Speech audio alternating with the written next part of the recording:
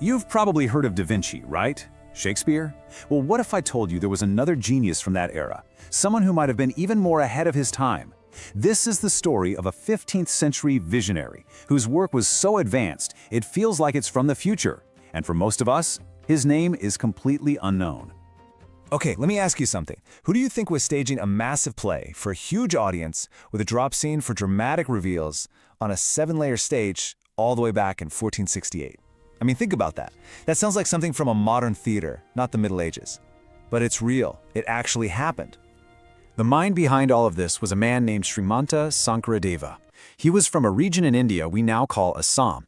And let me tell you, calling him a playwright is just scratching the surface. This guy was a saint, a scholar, a poet, a musician, and a social reformer. A total polymath, you know? The kind of genius who doesn't just see the world, he actually changes it. So, to really get how mind-blowing this is, you gotta look at the timeline. His play in 1468 used a proscenium-style stage. That's the kind with the big arch we all know. That concept didn't really show up in the West for another 200 years. And get this, the first big religious play in Paris, that happened almost 80 years after Sankardev was already doing it. He was literally centuries ahead of the curve. But that begs the question, right? Why was he doing all this? Why create such groundbreaking art? Well, to get that, we need to understand the world he lived in. And honestly, it was a mess. This was the challenge he faced in 15th century Assam. Society was just broken. You had these super rigid caste hierarchies that basically decided your entire life the moment you were born. Religion was all about these complicated, exclusive rituals, stuff only a handful of people could even do. And a lot of it involved animal sacrifice. Superstition was everywhere, and people were just deeply, deeply divided. It was a world crying out for something or someone to bring it all together. And Sankardev was that someone. He stepped into this chaos with an idea so simple yet so radical for its time that it sparked a revolution. His one God revolution. He called it Ekasarana Dharma, which literally means shelter in one religion. And what made it so revolutionary was how simple it was. He said, hey, forget all those complicated rituals, forget the hierarchies. This was all about pure devotion bhakti to a single God, Krishna. And the best part? The way you practice it was just by listening to and chanting his name. That's it. No barriers, no secret knowledge. It was for everyone, no matter who you were or where you came from. So he broke it down into 4 core principles, the Kari Vastu. It's super straightforward. Number 1, Nam, the name of God.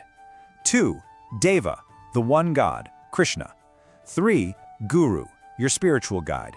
And 4, and this part is key, Bhakta, the community. See, he wasn't just thinking up a religion, he was building a new kind of community, a new society, from the ground up. Okay, so you have this amazing, radical idea. How do you get it to the people in the 15th century? There's no internet, no TV, you can't just preach it on a street corner and expect it to stick. Well, if you're a genius like Sankardev, you do something brilliant. You launch a full-blown cultural renaissance. You make art your weapon, your messenger. His first move was to create a brand new type of one-act play, called the Ankianaat. And these weren't just for fun, oh no, they were powerful tools. They blended drama, music, and, get this, prose, which was a huge deal for the region at the time. It was all designed to make these ancient religious stories accessible and exciting for the average person. And the actual performance of these plays?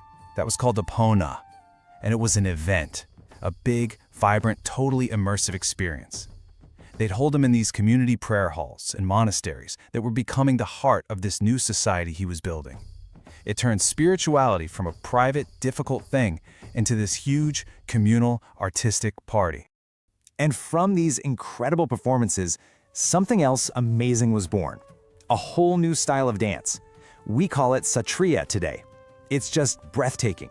It's this beautiful mix of storytelling and super intricate, graceful movement. Back then, it started as a form of worship, performed only by the male monks, the Bowcoats, inside their monasteries. And this right here, this is the core of his genius. Sankardev was, you could argue, the first person in the world to use plays as a medium for proselytizing, for spreading a message. Think about that. He was using art for social and religious reform centuries before it became a thing in the West. He was using art not just to reflect society, but to literally rebuild it. But his genius wasn't limited to the stage. Oh no. He created physical, tangible works of art too. And one of them is so incredible, so legendary, that it was lost for hundreds of years. And now it's coming home.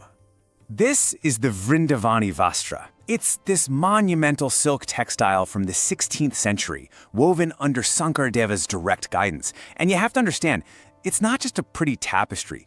It's like a Bible woven in silk. It tells the epic stories of Lord Krishna's life, all in these incredible, intricate threads. And the sheer scale of it is just mind-boggling. The original was 120 cubits long. To put that in perspective, that's almost 180 feet. That's longer than half a football field. Can you even imagine the level of ambition, the vision it took to pull something like that off in the 1500s? It's just wow. And the story of the Vastra itself is like a movie. It was made in the 16th century, and then, poof, it vanished from Assam. The best guess is that it traveled with traders across the Himalayas and ended up in Tibet. For centuries, it was lost to its homeland. Then, in 1904, a big piece of it was acquired by the British Museum, and now, in what is just an incredible full-circle moment, it's scheduled to come back to Assam for a historic exhibition in 2027, a true homecoming. So, what does all this mean today? What's his legacy? Well, the amazing thing is that Sankardeva's work isn't just locked away in museums. It's not just history, it's alive. These are living, breathing art forms that are still growing and changing 500 years after he created them. Just look at the journey of Satriya dance. It perfectly shows what I'm talking about. Back then, it was a form of ritual worship, only performed by male monks, hidden away in monasteries. And now it's a globally recognized art form. Men and women perform it on stages all over the world. It's gone from a private ritual to a public, celebrated treasure. And this incredible journey got its official stamp of approval on November 15, 2000. That's the day Satriya was officially named one of India's 8 classical dances. It's a national treasure, a direct, living link to that 15th century genius. So I want you to leave with this thought. We talk about Shakespeare, we talk about Da Vinci. The list of artists whose work is still alive and kicking after 500 years is tiny. It's an exclusive club. And Sankaradeva is absolutely in that club. His art didn't just comment on the world, it literally reshaped his entire society. And it's still evolving today. I mean, really, how many artists can claim their work is still changing lives half a millennium later?